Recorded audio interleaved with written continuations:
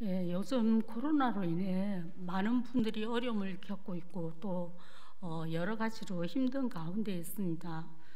모든 분들이 이를 위해 기도하고 계시겠지만 우리 또 더욱 힘을 내어서 이를 위해 기도할 수 있는 저와 여러분이 되길 바랍니다. 제가 오늘 책에 대해서 잠깐 소개할까 합니다. 타메스 목사님께서 쓰신 책인데요. 이분은 이스라엘 시민으로 1987년도부터 예루살렘에서 예루살렘 멸방 기도의 집이라는 것을 설립을 했고요.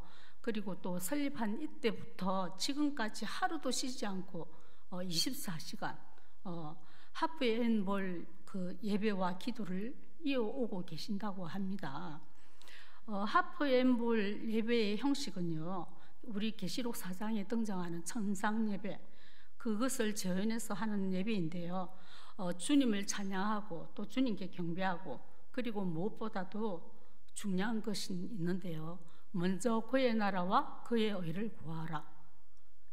중보 기도로 반복되는 그 예배의 형식입니다. 이 타메스 목사님과 그의 스태프 50명들은 35년 동안 지금 매년 6월절 기간에 알리야를 위해서 금식하며 기도하고 있답니다. 네, 방금 제가 알리야를 위해서 기도한다고 했는데요. 오늘 말씀 제목이기도 한 알리야의 단어가 궁금하시죠? 네, 알리야는 히브리어입니다. 뜻은 하나님께로 올라가다, 하나님께로 돌아가다, 그런 뜻입니다. 이 뜻의 의미는 이스라엘에서 여러 나라로 흩어진 유대인 디아스포라들이 고토인 유대인 땅인 이스라엘로 돌아가는 것이라고 합니다. 옛날에는 성지로 올라가는 것을 의미했는데 오늘날에는 다른 나라에 사는 유대인들이 이스라엘로 이주하는 것을 의미한다고 합니다. 타메스 목사님은 예루살렘에서 예루살렘 열방의 기도의 집을 그 국제 기도와 국제 사역을 시작하셨는데요. 많은 단체가 매년 일주일 또는 2주일 이렇게 와서 예루살렘에 와서 24시간 동안 예배를 드린다고 합니다. 그 예배를 하면서 미국과 러시아 그리고 이디오피아 또 우크라이나 이런 흩어진 모든 국가에 있는 유대인들이 알리야하도록 기도하고 있다고 합니다. 뿐만 아니라 예루살렘의 평안과 또 열방의 회복과 또 메시아이신 우리 예수님께서 다시 오심을 위해서 기도한다고 합니다. 물론 우리나라 단체도 예루살렘에 가서 기도에 동참하며 또한 본국에서 멀리나마 그 기도에 함께하고 있는 단체가 있는 걸로 알고 있고요. 저 역시도 아주 미약하지만 그 중에 한 사람입니다. 예루살렘에서 하고 있는 이 파수기도는요, 이사야 62장 6절에서 7절 말씀에 근거해서 기도하고 있는데요. 우리 PPT 보면서 같이 한번 읽어보겠습니다. 예, 우리 다 같이 한번 읽어보겠습니다. 시작.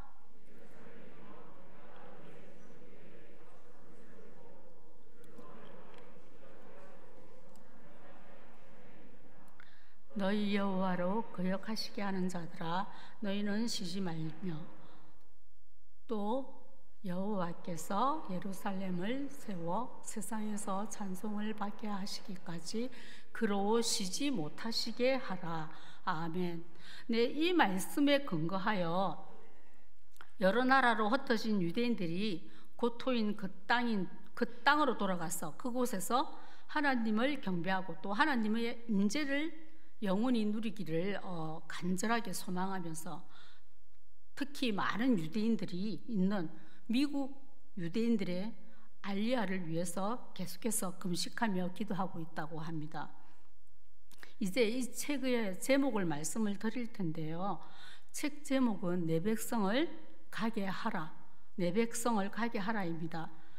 이 책의 내용은 가나안 땅을 하나님께서 선택하신 이스라엘 백성들에게 주실 것을 약속하셨고, 그리고 이스라엘 백성들이 약속하신 그 땅인 이스라엘 땅으로 돌아오는 그 역사적인 사실과 또 역사가 주는 교훈을 토대로 해서 하나님의 언약의 성취를 이루어 가시는 마지막 때에 반드시 일어날 알리야에 대해서 자세히 제시한 실제적인 메시지를 적은 책입니다.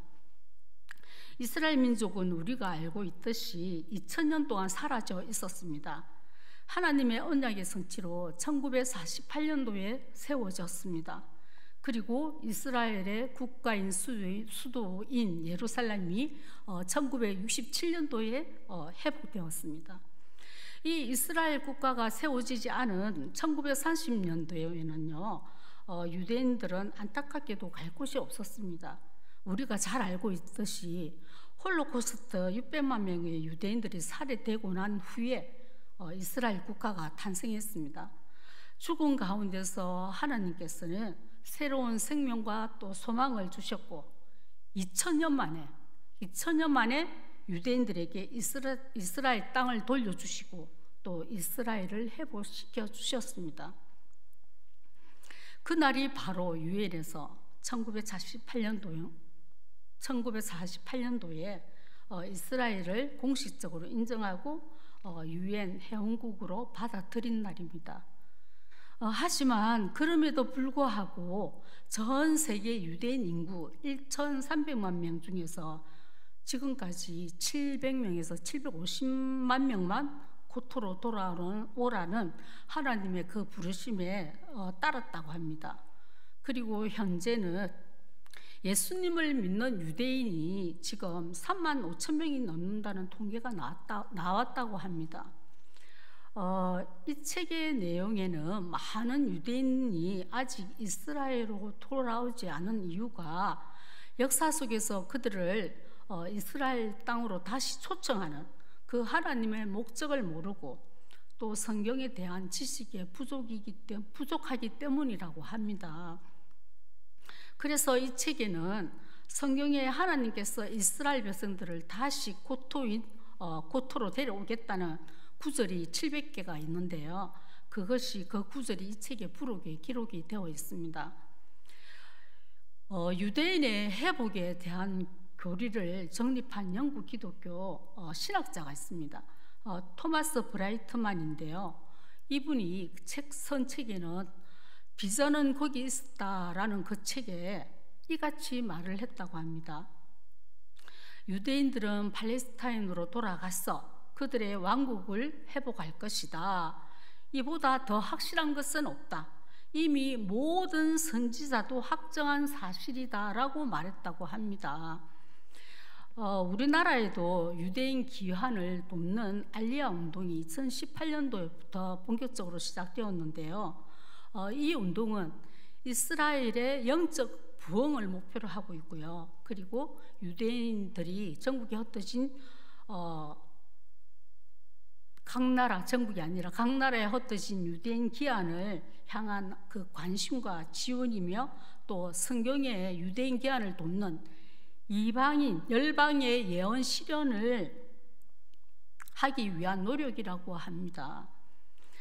이번 러시아 우크라이나 침공으로 수많은 유대계 우크라이나인이 이스라엘로 대피하고 있을 때에 한국 알리야 본부가 그 유대인 기구와 소통을 해서 보낸 지원금을 그 지원금으로 유대계 우크라이나 그 사람들이 120명이 전세 비행기로 이스라엘로 귀국을 할 수 있게 되었다고 합니다.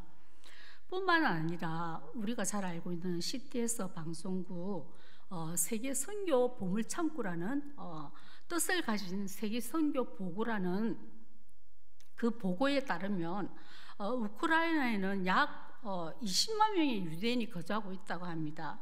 그런데 지금 5천 명이 이주를 했다고 합니다. 알리야를 했다고 합니다.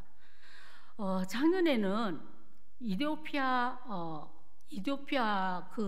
거기에 유대인 300명을 그 이스라엘 나라로 이주를 하고 싶은데 비행기 값이 없어서 이주를 못하고 있는 그런 실정이었거든요. 그런데 우리나라 단체에서 돈을 몇 억인지 제가 금액이 생각이 안 나는데 그것을 지원금으로 이 이도피아 난민 300명이 이스라엘 땅으로 고국으로 돌아가는 무사히 귀환을 할 수 있다는 그 소식도 있습니다. 이 알리야 운동의 목적을 갖고 사역하시는 분들이 공통분모가 있습니다. 이스라엘의 인류에게 있어서 이스라엘이 이제 앞으로 다음 세대의 주요 문명이자 마지막 문명이 될 것임을 알고 있으며 이스라엘 땅에 임할 큰 부흥을 준비하는 것이라고 합니다. 그리고 주님이 다시 오실 때까지 모든 유대민족이 그들의 땅과 하나님께로 돌아갈 때까지 유월절 금식과 그리고 기도와 알리야 운동을 계속할 예정이라고 합니다. 알리야에 대한 공통분모를 가지고 사역하시는 분들은요, 하나님의 말씀인 언약의 성취인 실제적인 그 역사를 믿기 때문에 시온주의를 향한 이 사역인 알리야 운동에 동참하고 있는 것 같습니다. 저 역시 그 중에 한 사람이기도 합니다. 저도 구약과 신약에 등장하는 하나님의 임재인 영적인 시온주의는 말할 것도 없고요. 뿐만 아니라 하나님의 말씀인 그 언약의 실제적인 그 역사를 언약의 성취를 이루어 가시는 실제적인 시온주의도 믿습니다. 자칫 잘못하면 자랑처럼 저를 내세우는 것 같아 좀 조심스럽기는 하는데요. 저는 알리야 운동을 펼치는 분들의 그림자에도 끼치지 못하고 아주 미약한 존재이지만요. 사실 저는 개인적으로 이스라엘을 위해서 2012년도부터 기도를 해오고 있었습니다. 저는 어떤 단체에 기속이 되어서 그 기도를 하게 된 것이 아니라 하나님께서 주시는 감동으로 그쪽으로 또 관심이 생겼고 또 기도하고 있었고 또 물질 또한 또 작게나마 제가 선교단체에 후원을 하고 있습니다. 이 책의 저자 타면서 목사님께서는 성경적으로 시온주의자는 우리 믿음의 아버지 아브라함처럼 하나님을 온 마음으로 믿고 찾고 따르는 사람을 말한다고 합니다. 성경에서 시온의 의미는 여러 가지가 있습니다. 먼저 실제적인 시온이 시온산이 있는데요. 바로 다윗 왕이 언약궤를 가지고 온 곳입니다. 그리고 예루살렘을 의미합니다. 그리고 또 이스라엘 땅 전체를 의미합니다.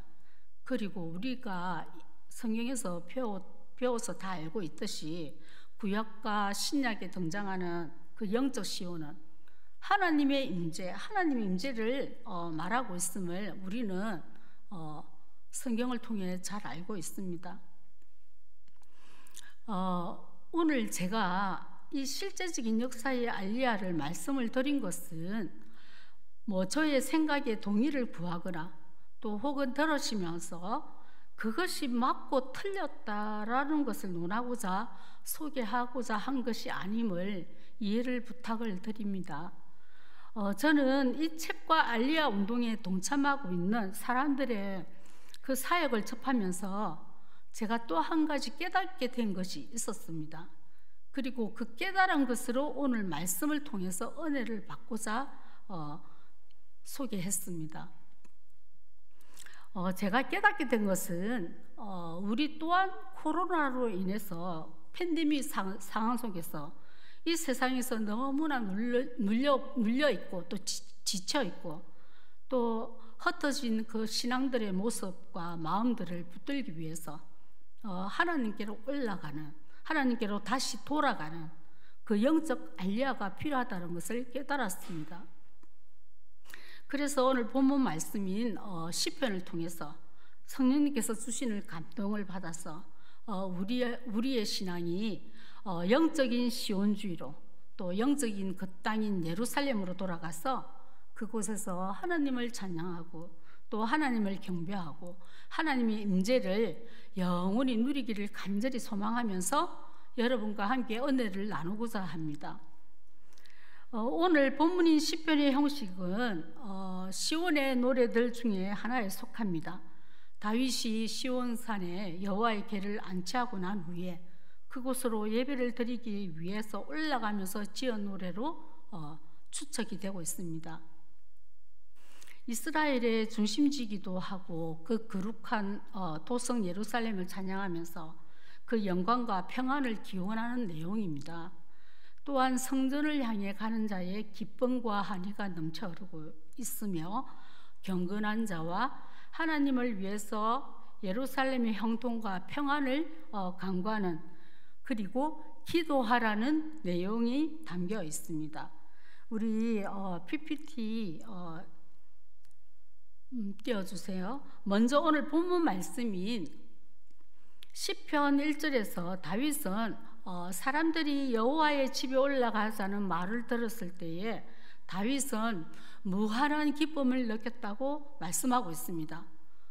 다윗의 마음이 이토록 기쁨을 느꼈던 이유가 여호와의 집에 올라가자, 여호와의 집에 올라가자라는 말을 들었을 때에 무한한 기쁨을 느꼈다고 합니다. 그렇다면 다윗은 왜 이토록 기뻐했을까요? 네, 여호와의 집에는 언약궤가 안치된 성소가 있었기 때문에 하나님의 임재가 있었고 또 하나님의 면전에서 예배와 깊은 영적 교제를 가질 수 있었기 때문에 다윗은 이토록 기뻐했던 것입니다. 그렇다면 이런 기쁨을 누구나 다 누릴 수 있을까요? 아닙니다. 이러한 기쁨은 여호와 하나님을 우리 삶의 중심에 두고 살아가는 사람만이 느낄 수가 있는 겁니다. 다윗처럼 그 영혼이 여호와의 궁정을 사모하여 세약해졌음을 고백할 정도로 모든 것이 여호와를 바라는 중심이 되어 있었기 때문에 무한한 기쁨과 한의를 느낄 수가 있었던 겁니다. 저희 시아버님이 생존해 있을 때 일입니다. 제가 새댁일 때죠. 저희 딸이 뽀뽀를 이렇게 기어다닐 때로 기억납니다. 아버님이 저에게 그러시는 거예요. 아가, 얼굴이 왜 그렇게 수심이 가득해 보이느냐, 이렇게 말씀을 하시는 거예요. 그래서 제가 아버님 그렇게 보였어요?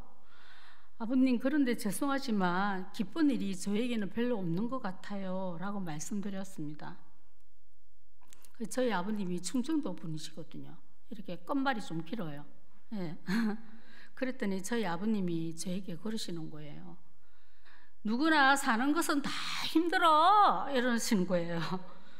그렇다고 예수를 믿으면 기쁨이 넘치는데 아가는 왜 기쁨이 없을까? 이러시는 거예요. 그때 저는 그 말씀이 무슨 말씀인지 이해가 안 되었습니다. 저는 그때 예수를 믿으며 나름대로 신앙생활을 열심히 한다고 했지만 저의 내면의 삶은 퍽퍽했습니다. 저를 둘러싸고 있는 삶들이 언제나 부담스럽고 또 원망스럽고 늘 짜증만 났습니다. 그리고 늘 못마땅했습니다. 언제나 외롭고 슬펐습니다. 저의 표면적으로 드러나는 이 삶의 모습이 저의 그때 신앙의 모습을 반영하는 것 같습니다. 하지만 그때나 지금이나 저의 환경은 그다지 변화된 건 하나도 없습니다. 물론 이 말씀은 저의 삶에는 여전히 언제나 풀리지 않는 문제의 보따리가 항상 저를 따라다닌다는 거죠. 동반이 된다는 거죠. 지금도 그렇다는 말씀입니다. 문제의 보따리 없는 분 여기 계십니까? 다 있잖아요. 하나 풀리면 또 하나가 있고. 그런데 그렇다면 무엇이 저의 삶을 바꾸어 나왔을까요? 우리의 낙이, 우리의 큰 기쁨이, 우리의 우선순위가 하나님을 예배하는 일에서 하나님의 면전에서 깊은 영적 교제가 멀어져 있다면 우리는 영적 회복을 위해서 시온으로, 예루살렘으로 우리도 알리야해야 합니다. 우리도 하나님께로 올라가야 합니다. 우리도 하나님께로 돌아가야 합니다. 시편 1절 말씀처럼 여호와의 집에 있는 시온산인 예루살렘의 성전으로 올라가야 합니다. 그렇다면 저와 여러분의 여호와의 집 있는 예루살렘은, 우리의 성전은 어디겠습니까? 다 아시잖아요. 우리 목사님께서 갈릴리 호숫가에서 찬양을 개사하셔서 부른 찬양 있잖아요. 청학도 언덕인 청학동 동산에 있는 바로 여기 광진교회입니다. 그런데 우리가 꼭 한 가지 알아야 할 것이 있습니다. 우리가 하나님의 면전에서 깊은 영적 교제를 원한다면 우리 주일날 하루 예배드리는 것만으로는 정말 부족하다는 것입니다. 다시 말씀드리며 잠깐 기도드리는 시간으로는 부족하다는 것입니다. 하나님의 면전에서 깊은 영적 교제가 일어나려고 하면은요, 나의 주어진 환경과 여건 속에서 시간의 계획표를 만들어야 합니다.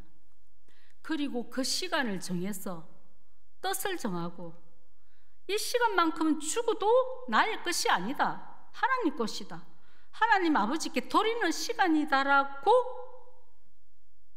작정하셔야만 영적 교제가 일어날 수 있다고, 죄송하지만 저는 감히 말씀드리고 싶습니다. 그리고 조용히 홀로 하나님과 독대할 수 있는 시간을 꼭 내셔야만 다윗처럼 여호와의 궁정을 사모하여 세약할 정도로 마음과 육체가 살아계시는 우리 그 하나님께 부르짖어야만 다윗이 누렸던 무한한 기쁨과 한의를 우리도 누릴 수 있는 겁니다. 혹시 직장생활을 해서 시간이 없고 피곤해서 못하신다고요? 그런데 사실 이것은 정말 핑계에 불과한 것이 분명하다는 것입니다. 왜냐고요? 사람들은 아이러니하게도요, 저마다 아무리 피곤하고 녹초되어서 딱 금방이라도 쓰러져 버릴 것 같은 그 순간에도요, 눈이 딱 번쩍 뜰 정도로 그 각자의 큰 기쁨이 되는 일들이 있으면요, 눈이 번쩍 뜨이는 거예요. 그리고 우리 각자에게는 그게 분명히 있다는 것입니다. 아무리 피곤하더라도, 녹초가 되어도 내가 원하는 것, 나에게 재미있는 것,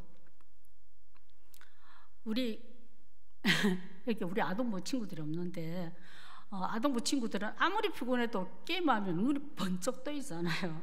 예. 내가 기뻐하는 것이라면 아무리 그렇게 피곤한 것도 녹초가 되어도 쓰러질 것 같아도 내 사랑하는 사람이 나오라면 나가잖아요. 그 일은 모두 다 한다는 것입니다. 그렇지 않나요? 저만 그런가요? 네, 제가 어떻게 잘 아느냐면 제가 경험을 많이 해봐서 알거든요. 하지만 저는 교만하게 들리실지 모르지만은 나 자신을 치는 훈련이 참 잘 되어 있는 것 같습니다. 나 자신을 쳐서 하나님께 복종하는 훈련 하나는 제가 좀 잘 되어 있는 것 같습니다. 기도한다는 것은, 하나님의 면전에서 영적 교제를 한다는 것은 어떻습니까? 정말 힘든 일입니다. 하지만 마음을 정하고 뜻을 정하고 이 모든 것을 극복하고 기도의 자리에 하나님의 면전에 앉게 되면 어떻습니까? 하나님과의 그 영적 교제에서 오는 그 기쁨은 말로 표현이 안 되는 겁니다. 그것은 경험해 본 자만이 알 수 있는 거죠. 우리 교회만큼 자유롭게 드나들면서 기도할 수 있는 문이 항상 개방이 되어 있는 교회는요, 저도 여러 교회를 많이 둘러보았거든요. 정말 드뭅니다. 문이 꼭꼭 잠겨 있고요. 근데 우리 교회는 얼마나 좋습니까? 문이 다 사방팔방 개방이 되어 있습니다. 하나님 앞에서 실컷 울고 싶을 때에는 어떻습니까? 1층에도 2층에도 3층에도 4층에도 나만 원한다면 기도할 수 있는 그 밀실이, 골방이 얼마나 많습니까? 딱 들어가서 문만 딱 잠그면 밀실이, 골방이 되는 겁니다. 사랑하는 성도 여러분, 성령 하나님께서 감동으로 지금 여러분의 마음을 콕콕 찌르거나 아니면 누군가가 나에게 우리 여호와의 집에 올라가자 라고 말을 하는 사람이 있다면 우리도 다윗처럼 기뻐하는 마음으로 올라오셔서 하나님과 깊은 영적 교제로 이 세상에 그 어떤 것도 비교되지 않잖아요. 그 안 되는 그 큰 영적인 기쁨을 꼭 누리시기를 주님의 이름으로 축원합니다. 다윗은 4절에서 사람들이 왜 여호와의 집을 향해서 올라가야 하는지를, 왜 여호와의 집으로 돌아가야 하는 것에 대한 분명한 목적을 말해주고 있습니다. 우리 같이 한번 읽어보겠습니다. 같이 읽어보겠습니다. 시작.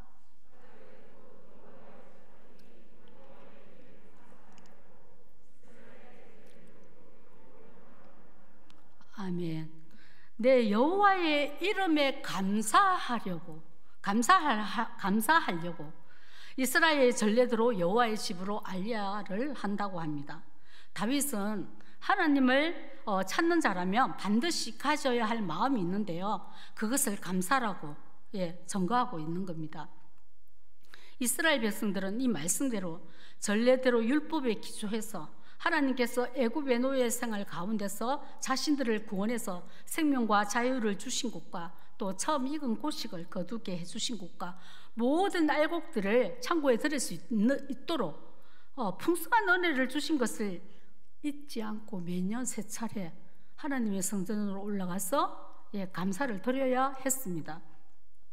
이스라엘 백성들이 율법에 기초하여 전례대로 여호와의 집으로 올라갔다는 것은 율법이잖아요.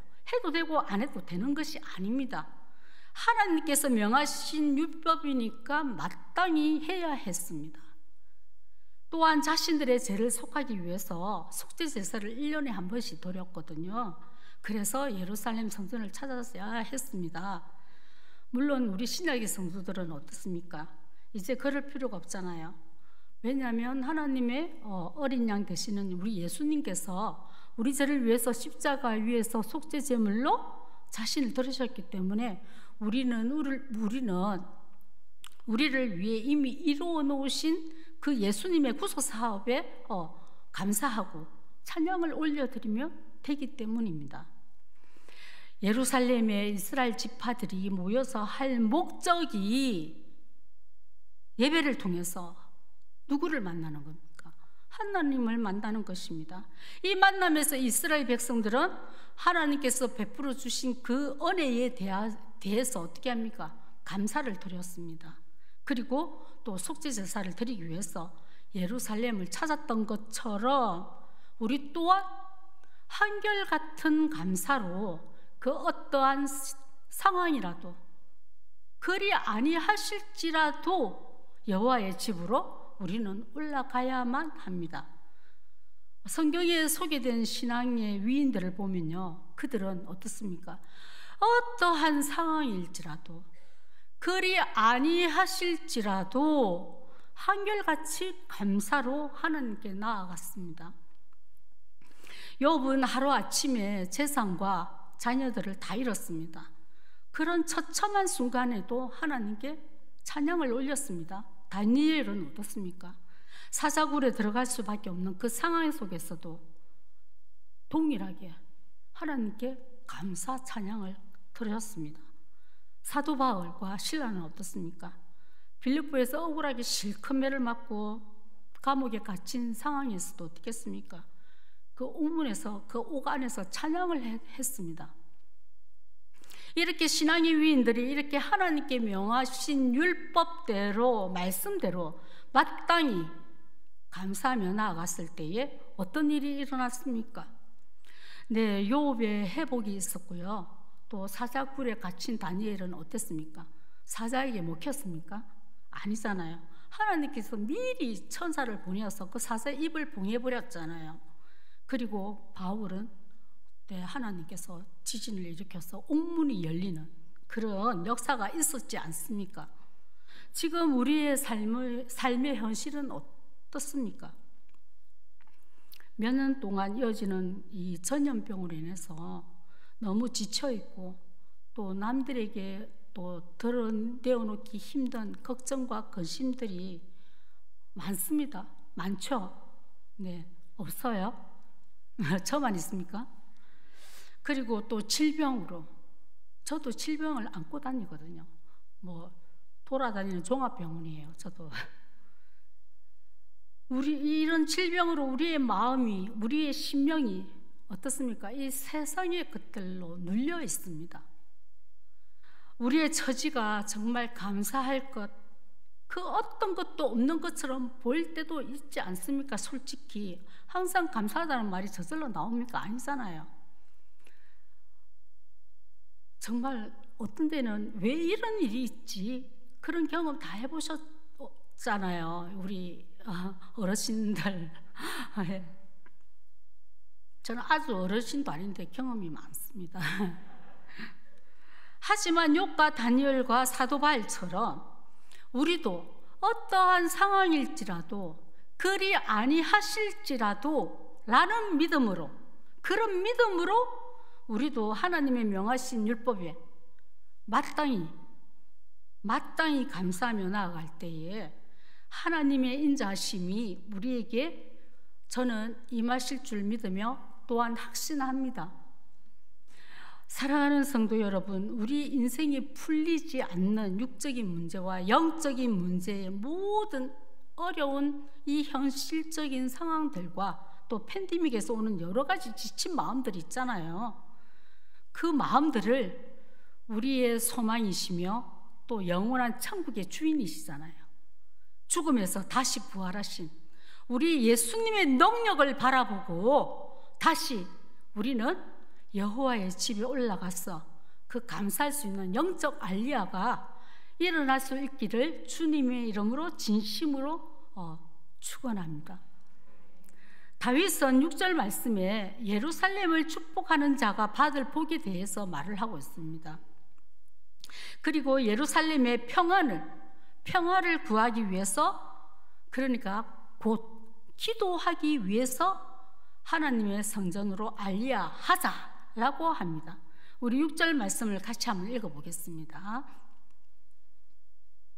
다 같이 읽겠습니다. 시작. 예루살렘을 위하여 평안을 구하라.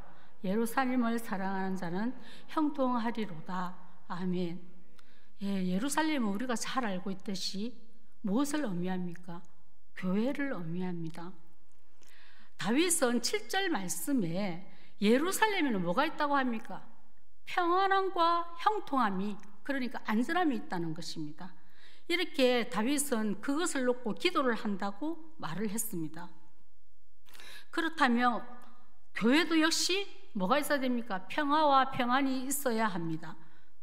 그 이유가 무엇입니까? 교회가 하나님과 사람과 사람 사이에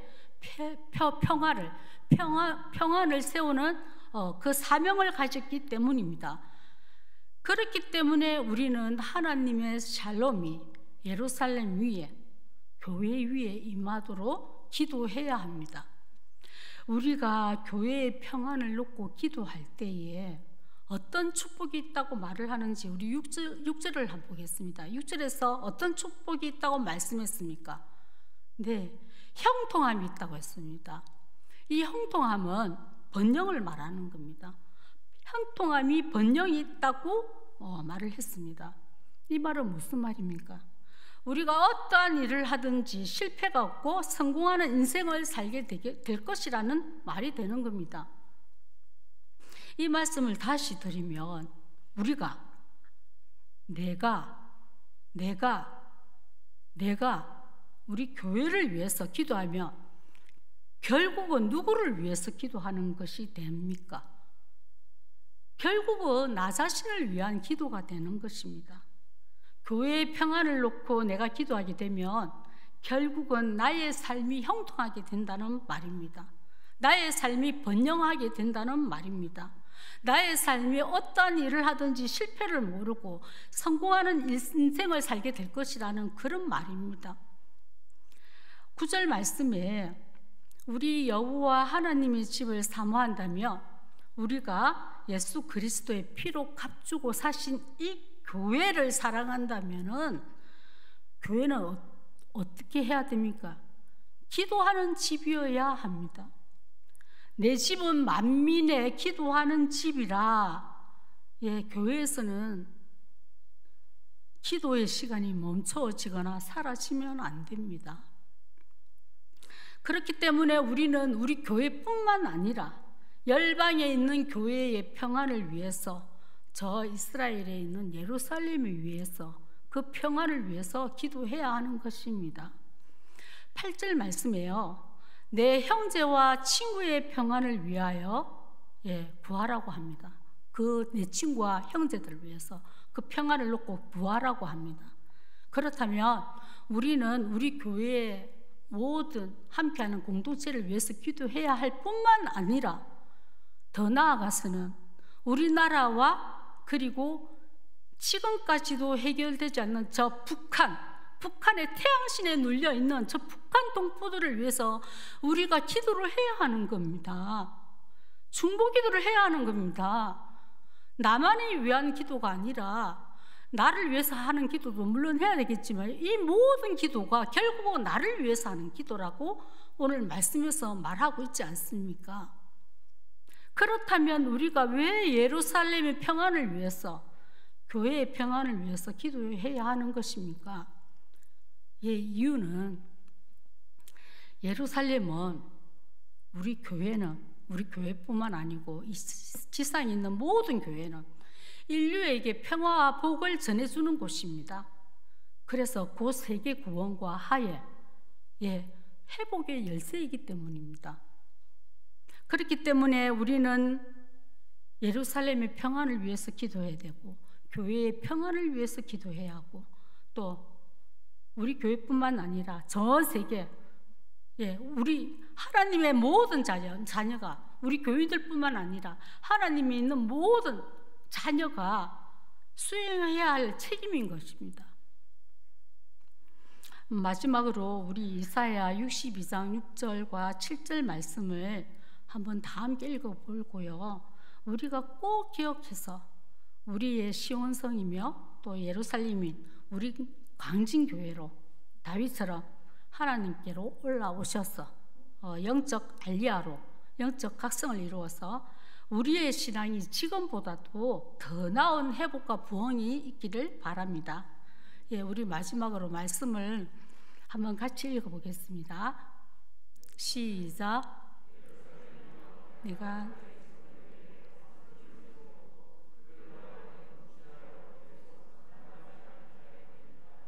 너희 여호와를 기억하시게 하는 자들아, 너는 쉬지 말며 또 여호와께서 예루살렘을 세워 세상에서 찬송을 받게 하시기까지 그로 쉬지 못하시게 하라. 아멘. 우리 찬양 하나 부르고 기도하겠습니다.